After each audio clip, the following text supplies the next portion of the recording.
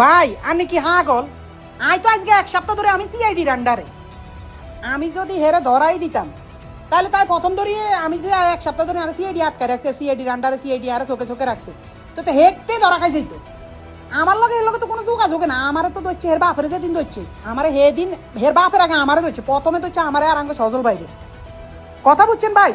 মানে এসব মিথ্যাচার কেন যে চালায়, আল্লাহর গজব পড়বে এখন তার উপরে। মানে নিউজ এত খারাপ ভাই, আর কাছে না জিগে না হুঙ্গা হেগুন তো নিউজ করি এলা নিজে নিজে। কি আল্লাহর গজিবকে দেশে বসবাস করি, আল্লাহর গজব পড়বে এখন তার উপরে। মানে কি একটা অবস্থা ভাই। আমি হয়েছে সিআইডি কান্ডার, আরে কালকে বিকাল 3টা বাজে সিআইডি ছাড়ছে, আরে কালকে বিকাল 3টা বাজে ছাড়ছে। আল্লাহ গেল কোনো যোগাযোগ নাই, কিছু না। হে বেলে নোয়াখালী গেছে, হের ফ্যামিলির মধ্যে মাত্র আমি ওই আহাত ভাইয়ের লগে দুলাভাইয়ের লগে কথা কইছি। দুলাভাইকে তোর নাম কেন মানুষ বলে আমি বুঝলাম না। বেরিয়ে এলো তৌহিদ আফ্রিদির আর একটা বড় কুকর্ম। সে এবং তার বাবা, তার পরিবার না মিলে দেশের মধ্যে এমন একটা রাজত্ব গড়ে তুলেছিল, যেই তার কথা বলতো তাদেরকে তারা একেবারে নিশ্চুপ করে দিত। বন্ধুরা, এমন কিছু ঘটনা ঘটেছিল দেশের মধ্যে, এবং তারা যে বড় বড় অপকর্মগুলো করতো সেগুলো ফাঁস করা হলো। চলুন সেই ভিডিওগুলো আপনাদেরকে দেখাবো। দেখার পর আপনারা বুঝতে পারবেন যে তৌহিদ আফ্রিদি এবং তার পরিবার কত বড় একটা মস্তান ছিল।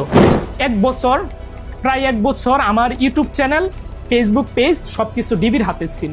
ফার্স্ট দিন যখন আমি ডিবি অফিসে যাই, ওই দিন পিছন থেকে একজন ডিবি বলতেছিল যে স্বপন ভাই কার সাথে লাগতে গেছেন আপনি জানেন না? ডিবি হারুনের কি লাগে আফ্রিদি, আপনি আফ্রিদির সাথে লাগতে গেছেন।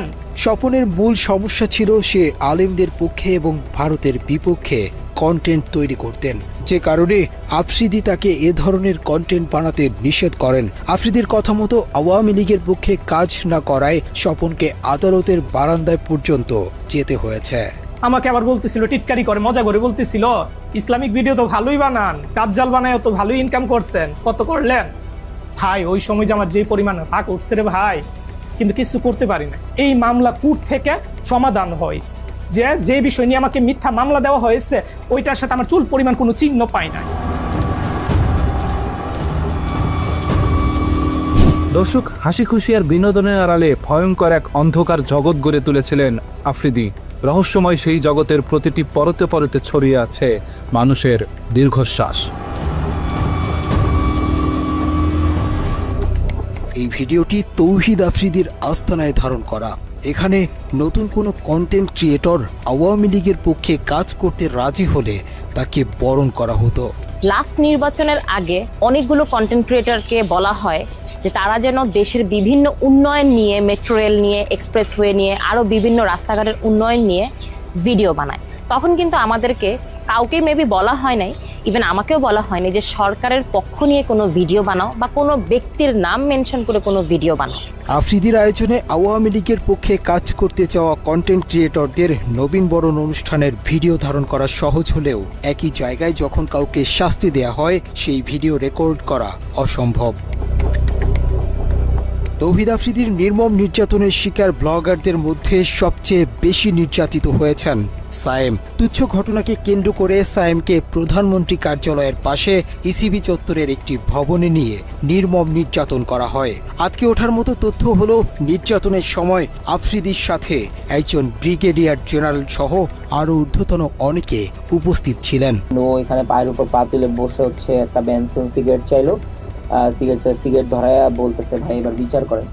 তো ওইখানে ব্রিগেডিয়ার জেনারেল কবির থেকে স্টার্ট করে কয়েকজন ছিলেন এবং ওখানে বলতেছিলেন যে বাকি এটা হচ্ছে ইসিবি চত্বরের ওয়াসি টাওয়ার।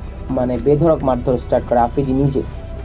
ও এক হাতে সিগারেট খাইতে থাকে আর এক হাতে আমাকে ঠাস ঠাস করে প্রায় মানে আমি তো গুনতে পারি নাই, কারণ আমি তো অনেক মারধরের শিকার হয়েছি। প্রায় 30 থেকে 35টা থাপ্পড়ও আমাকে মারে, খুব জোরে জোরে। আর আমি স্টিল বসেছিলাম, যে আসলে মানে আমাকে বসাই রাখছিল এরকম একটা চেয়ারের মধ্যে, যে আমার আসলে নড়াচড়া করার কোনো ওয়ে ছিল না। অ্যান্ড তখনই বুঝতেছিলাম যে এই পুরো অফিসটা আসলে ওর আন্ডারেই চলে, কারণ যেখানে বসে ও সিগারেট খাচ্ছে, মেজরের সামনে ও সিগারেট খাচ্ছে, পরিচয় দিচ্ছে ব্রিগেডিয়ার কবির, সেখানে প্রাইম মিনিস্টারের সাথে ছবি। অ্যান্ড আমাকে বলতেছে এখানে অনেক এমপিরা এসে মারধরের শিকার হয়, মাইক খেয়ে যায়, এরপরে ওদের শিক্ষা হয়, আর যদি শিক্ষা না হয় তাহলে গুম করে দেওয়া হয়। তো এরপর থেকে আসলে আমরা জিম্মি হয়ে যাই যে ও তো এরকম একটা বাজে ভিডিও আমাদের করে রাখছে। সরকারি বাহিনীর কর্মকর্তাদের সামনেই আফ্রিদি সায়েমের মাথায় পিস্তল ঠেকিয়ে গুম করে ফেলার ভয় দেখায়। তোকে এখন গুম করে দেওয়া, তোর লাশ কই পড়বে এটা তোর মা বোনও খুঁজে পাবে না, তোর তো বাপ নাই, তুই তো বুঝবি না, তোর মা বোন তোরে হারাইলে বুঝবে। তুই যাই হবে তোর সাথে এটা তুই সহ্য করে নিস।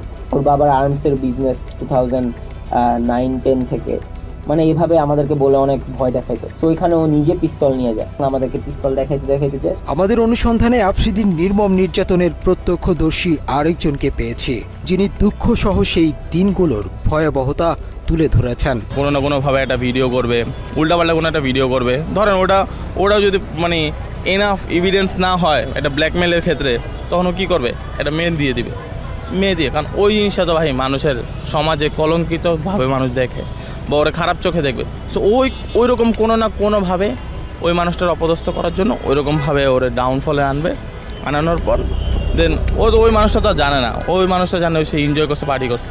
দেন কোনো দিন যদি ওই মানুষটা ওর কথার বিপরীতে যায়, তখন ওরে পিছন থেকে ঘাড় মটকা ধরার জন্য ওর ওই ভিডিও, ওর ওই সব জিনিস দিয়ে ও মানুষের ট্র্যাপ করে থাকে। জুলাই আন্দোলনেও আফ্রিদি দেশের জনপ্রিয় সব কন্টেন্ট ক্রিয়েটরদেরকে হুমকি দিয়ে সরকারের পক্ষে কাজে লাগানোর সব রকমের অপচেষ্টা চালিয়েছেন। ও সব ইনফ্লুয়েন্সারদের লিড দেওয়ার চেষ্টা করছে কেমনে, গভর্নমেন্টের পক্ষে ভিডিও বানাতে হবে, গভর্নমেন্টের পক্ষে ভিডিও বানাইলে তোমাদের মানে ফিউচার ব্যাকআপ আমরা দিব। এইভাবে ও মানুষ সব মানে ম্যাক্সিমাম ক্রিয়েটররে ওইভাবে মানে টাকার লোভ দিছে, যারা টাকার লোভে গেছে ভিডিও করছে তারা অনেকভাবে অপদস্থ হয়েছে। আফ্রিদির বিরুদ্ধে বেশ কয়েকজন ভুক্তভোগী নারীকে বিয়ের প্রলোভন দেখিয়ে শারীরিক সম্পর্ক করার অভিযোগ পাওয়া গিয়েছে। তাদের মধ্যে একজন এই নারী। আমি সোশ্যাল মিডিয়াতে বিভিন্ন রকমের কন্টেন্ট বানিয়ে থাকি। নাম প্রকাশে অনিচ্ছুক ওই নারীর অভিযোগ, দীর্ঘদিন তার সাথে শারীরিক সম্পর্কের পর হঠাৎ করেই আফ্রিদি তাকে ছুঁড়ে ফেলে। তো ওই ব্যক্তিদের সাথে আমার একটা বন্ধুর মাধ্যমে যোগাযোগ হয়। তো ও আমাকে বিভিন্ন রকমের সহায়তার হেল্পেরই দেখায়, যে আমাকে আশ্বাস দেয় যে আমাকে কন্টেন্ট ক্রিয়েট করতেও আমাকে হেল্প করবে। এভাবে করে আমাদের কথা চলতে থাকতো, এক সময় মানে সম্পর্কের দিকে এগিয়ে যায়।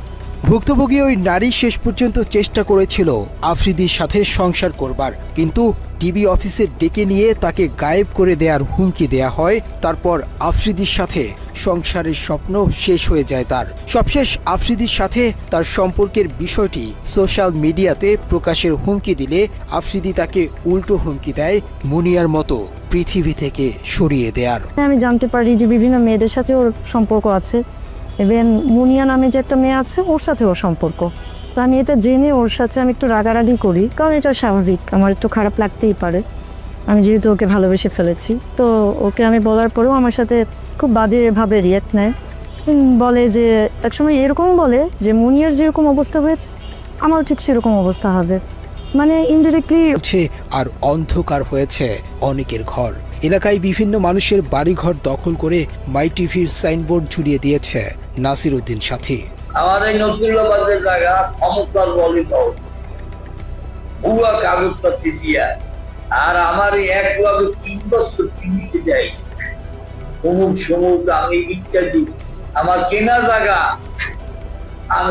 আমি সব করে রায় পাইছি, রস্তমে হাইকোর্ট সুপ্রিম কোর্ট, কিন্তু ক্ষমতার রায় পাই। বিলকিস বেগমের কাছ থেকে দখল করা মাই টিভির বর্তমান যে ভবনটি রয়েছে সেটিও দখল করা। ভুক্তভোগী ব্যক্তি আইনজীবী হবার পরেও সাথে সাথে পেরে ওঠেননি, কারণ টাকা আর সন্ত্রাসী বাহিনীর দাপটে দিব্যি জবরদখল করে রেখেছেন ভবনটি। 2012 সালের শেষ দিকে আইসা, প্রায় নভেম্বর ডিসেম্বর মাসের দিকে আইসা এই নাসিরউদ্দিন সাথী মাই টিভি লোকজন নিয়ে আসে আমাদেরকে এইখানে বলে যে এটা তার জায়গা, এই জায়গা তার, সেই জায়গা করছে, পাওয়ার অফ অ্যাটর্নি করছে, এই জায়গার মালিক সে, এইসব করতেছে। হ্যাঁ, তো আমরা তো এইসব বুঝি নাই। আসলে এর আগে সে ঘটনা যা ঘটাইছে এটা হলো গিয়া যে ওই 2012 সালের নভেম্বর মাসে 6 তারিখ সে ওই 521-22 দাগে ওইখানে সে জায়গাটা দখল করতে গেছিলো, দখল করতে পারে নাই। হ্যাঁ, দখল করতে পারে, পরে সে একটা পাওয়ার অফ অ্যাটর্নি করছে, ওরা রামপুরা থানায় একটা মামলা করছে, জিডি করছে ওই মুজিবুর রহমানের বিরুদ্ধে আর কি, জিডি করে। এরপরে এসে সে পরবর্তী মাসে এসে আমাদের বাড়ি জায়গাটা দখল করছে। প্রশাসনের নাকের ডগায় এরকম একটি ভবন দখল করে টিভি স্টেশন দিয়ে বসলেও কেন সরকারের কোনো ভ্রুক্ষেপ নেই তা নিয়েও রয়েছে অনেক প্রশ্ন। আইন বহির্ভূতভাবে ওনার দুর্বলতার সুযোগই হোক আর পারিপার্শ্বিক বেআইনি ক্ষমতা ইউজ করেই হোক, ওনাকে তা ওনার প্রকৃত প্রতিষ্ঠান থেকে দূরে সরিয়ে রাখা হয়েছে। যারা ওনাকে দূরে সরিয়ে রেখেছে সেটা লিগালি লফুলি কোনো রাইটস তাদের নেই।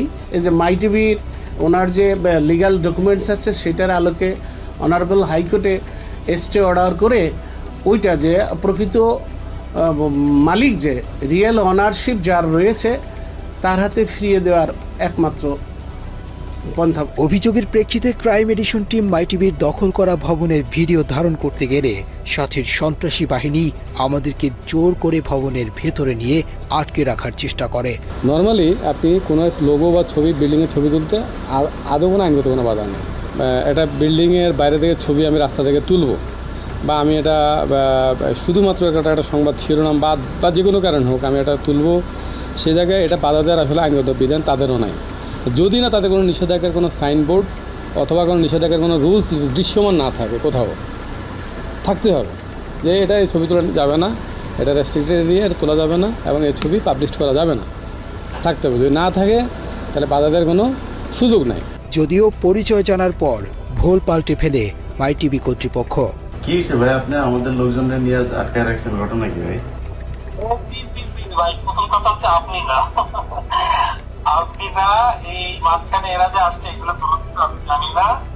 ও আমার এলাকার ছোট ভাই হয়, নিচে আমি হঠাৎ করে শুনলাম যে ফুটেজ নিচ্ছে, তারপরে আমি বললো যে একজন ফোন করে বললো, মানে আমি মানে একদম কি বলে কোড আনকোড বলি, মানে আমার জায়গা থেকে আমি অ্যাসাইনমেন্ট করতেছিলাম কালকে, তো ওর নাম বললো তোমার দেখুন কি জানো যে মুনতাসির একজনের ফুটেজ নিচ্ছে, আপনার কথা বললো যে আপনি আপনাকে নাকি চেনে। তারপরে আমি ওর সাথে তো কথা হয়েছে, ওই বললাম আছে থাকলে চা খাওয়ার বলতে চা খেয়ে যেতে বলছে। দর্শকদের ওইখানে গেলে চা খাওয়াইতে ভিতরে নিয়ে যাইতো, 3-4 ঘন্টা আটকায় রাখতো, এগুলি ভাই আমরা জানি। কিন্তু কথা হলো মাই টিভির কাছে আমরা এটা মানে আশা তো করি না, এটা মাই টিভির দিয়ে সম্ভব না। দর্শক, মাই টিভির চেয়ারম্যান নাসির উদ্দিন সাথী অন্যায়ভাবে দখল করা ভবনের মতো সারা দেশে সম্পদের পাহাড় গড়েছেন। যেই সম্পদ অর্জনে আলাদিনের চেরাগের মতো পাশে ছিল লিটন আর মুজিব নামে সোনার ডিম পাড়া দুই হাঁস। মাই টিভিকে ভাঙিয়ে নাসির উদ্দিন সবচেয়ে বড় আয়ের উৎস মুখোশ নামে ক্রাইম প্রোগ্রাম। ক্রাইম অনুসন্ধানের নামে প্রাতিষ্ঠানিকভাবে চাঁদাবাজি শুরু করে মুখোশের উপস্থাপক এসকে লিটন। মাই টিভির আয়োজন আপনাদের প্রিয় অনুষ্ঠান মুখোশ, আর আপনাদের সঙ্গে থাকছি আমি এসকে লিটন। হাস্যকর উপস্থাপনার ভাষ্যকার লিটনের যোগ্যতা বলতে চাঁদাবাজি ছাড়া আর কিছুই নেই। 9 পাস হয়েও ভাগ্নের সার্টিফিকেট জমা দিয়ে চাকরি নেন মাই টিভিতে। নিজের নামের সাথে ভাগ্নের নাম কৌশলে জুড়ে দিয়ে হয়ে যান এসকে লিটন।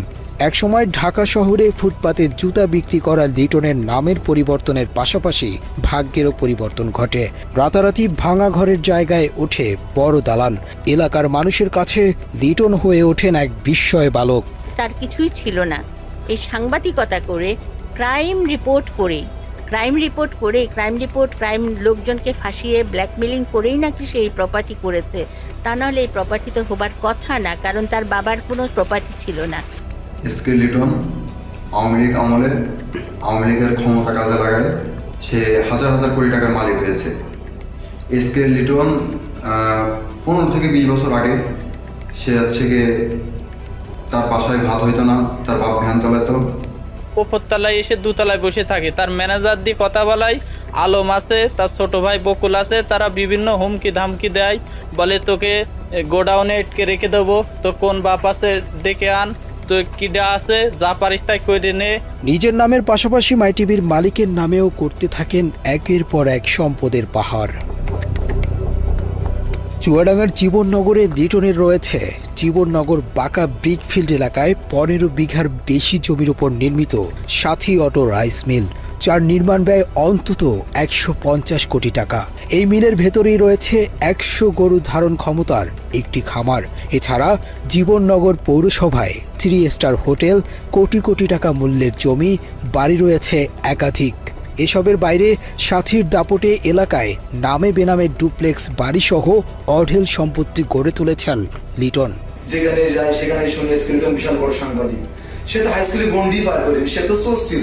শুনছি ছাগল মাগল চুরি করতো, তার হচ্ছে যে পেয়ারাতলা যে বট গাছ আছে, যে রাখালসার মাজার, ওই মাজারের বট গাছে তাকে বেঁধে বিচার করা হয়েছিল। একটা মূর্খ, একটা ছাগলচোর মানুষ আওয়ামী লীগের সময় নাকি বিশাল বড় সাংবাদিক। পরস্পর আমাদের অত্যাচারের উপরে অত্যাচার, আর গরম পানির জন্য আর আমাদের এই মাঠটা মানে বিচ্ছিন্ন হয়ে যাচ্ছে। গত বছর 3 বিঘে ধান পুরা পচে গিয়েছে, এই জন্য তাকে বলা হয়, কিন্তু মিলির কাছে গেলে তারা হুমকি দেয় এবং মারতে যায়। একটা ক্রাইম রিপোর্টার কি করে দিনের পর দিন ক্রাইম করে চলেছে, কয়েক হাজার পরিবারকে সাফারার করে তুলেছে এবং পরিবেশ নষ্ট করছে। তো সে তো অন্যেরটা নষ্ট করে এটা করতে পারে না, এটা আইনত সিদ্ধ না, আইনসিদ্ধ না। আর পরিবেশ নষ্ট করার রাইট তার নেই। পরিবেশ কেন নষ্ট করবে? ইউনিয়ন কাউন্সিলের চেয়ার রাস্তা কেন সে দখল করবে? এগুলো কোনোটাই তার রাইট নেই। মৃত মানুষের টাকা আত্মসাতের বদনামও আছে লিটনের বিরুদ্ধে। 2015 সালে নিজ বাড়িতে খুন হন চুয়াডাঙ্গার স্থানীয় সাংবাদিক আবু সায়েম। ওই সাংবাদিকের 20 লাখ টাকা আত্মসাতের অভিযোগ রয়েছে লিটনের নামে। তো টাকা যে এসকে লিটন আত্মসাৎ করেছে সেটা আমরা পরে বুঝতে পারলাম, কারণ আমার চাচা মারা যাওয়ার পরবর্তীতে উনি আর একবারের জন্য আমাদের ফ্যামিলির সাথে যোগাযোগ করেনি। হতদরিদ্র পিতার অশিক্ষিত সন্তান হয়ে এত সম্পদের মালিকানার উৎস কি জানতে টিম ক্রাইম এডিশন এসকে লিটনের সাথে যোগাযোগ করলে তিনি বিষয়টি নিয়ে কোনো জবাবদিহিতা করতে রাজি হননি। আপনি যদি বলতেন যে মানে এই প্রপার্টির উৎসটা কি আসলে? কিসের উৎস? উৎসটা মানে আপনি কি বলতে চান? উৎস এটা কেমন প্রশ্ন? এই উৎস কি? এসকে লিটনকে নিয়ে নাসিরউদ্দিনের চাঁদাবাজির ব্যবসা ভালোই চলছিল, কিন্তু পারিবারিকভাবে সম্পর্ক খারাপ হওয়ায় এসকে লিটনকে মাই টিভি থেকে বের করে দেন সাথী। তারপর থেকে এসকে লিটনের চাঁদাবাজির দোকানের চাবি তুলে দেয়া হয় আরেক চাঁদাবাজের হাতে। সুটকেস নিয়ে বিমান থেকে নামা ব্যক্তির নাম মুজিবুর রহমান। কদিন আগেও যার স্যান্ডেল কেনার পয়সা ছিল না, তিনি এখন হেলিকপ্টার বিমান ছাড়া চলেনি না। ওই তো আগে মানে আপনার ওই যে প্রথম ফ্লেক্সের দোকান ছিল। গ্রামের বাড়িতে বিশাল এক রাজপ্রাসাদ গড়ে তুলেছেন। কে বলবে এই তো কদিন আগেই ফ্লেক্সিলোটের দোকানে কাজ করত এই মুজিব। চাঁদা তুলে আনা টাকায় এলাকায় নাকি মানুষকে দান খয়রাত করে থাকেন, কিন্তু এত টাকার উৎস কি?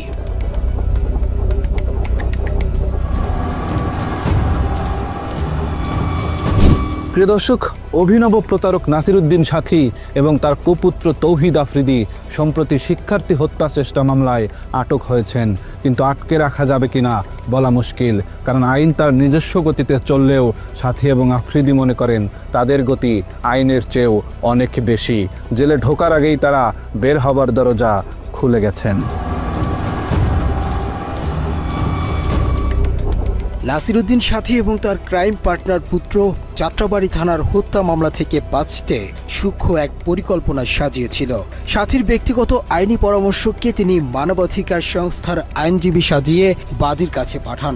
মামলার বাদীকে বিনামূল্যে আইনি সহায়তা দেওয়ার কথা বলে আফজাল হোসেন নামের ওই আইনজীবী মামলাটি বাগিয়ে নেয়। তারপর থেকেই ওই আইনজীবী নাসিরউদ্দিন সাথী ও তার ছেলেকে মামলা থেকে বাদ দেওয়ার জন্যে বাদীকে নানাভাবে ম্যানেজের চেষ্টা করতে থাকেন। এগুলো শোনার পর বলে ঠিক আছে, যা হওয়ার হয়েছে আপনারা আমাকে সহযোগিতা করেন। আর ওই যে এখানে 3টা বাচ্চা আছে এবং বয়স্ক লোক আছে, ওরাও গরিব। হ্যাঁ, তা আমরা আমার তরফ থেকে আপনাকে একটা দিব, 3টা বাচ্চাকে 10 লাখ করে 30 লাখ টাকা দিব। এরই ধারাবাহিকতায় ওই আইনজীবীর পরামর্শে বাদী গুলশানের একটি বাসায় যায়। সেখানে তাকে গুম করে ফেলার ভয় দেখিয়ে কিছু টাকা হাতে তুলে দিয়ে ভিডিও করতে বাধ্য করা হয়। সেই ভিডিওটি এখনো তৌহিদ আফ্রিদির হেফাজতে রয়েছে। আমার শ্বশুরকে আমাদেরকে সবাইকে নিয়ে সরাসরি চলে গেল ওদের বাসায়। হ্যাঁ, ওদের বাসায় নিয়ে গিয়ে ওইখানে ছবি টবি সবকিছু তুললো। হ্যাঁ, তুলে তারপর আমাদেরকে ওইখান থেকে বিদায়। বন্ধুরা, আশা করছি এই ভিডিওটির মাধ্যমে আপনারা বুঝতে পেরে গেছেন যে তৌহিদ আফ্রিদি তিনি কত বড় একটা মস্তান ছিল। কথাই আছে না, মহান আল্লাহ তাআলা ছাড় দেয় কিন্তু ছেড়ে দেয় না। মহান আল্লাহ তাআলা যখন ধরেন তখন সেখান থেকে কেউ আর বাঁচাতে পারে না। এটাই হচ্ছে মহান আল্লাহ তাআলার কুদরতের একটা শান। ভিডিওটি ভালো লাইক করবেন, কমেন্টে জানিয়ে দেবেন। ধন্যবাদ।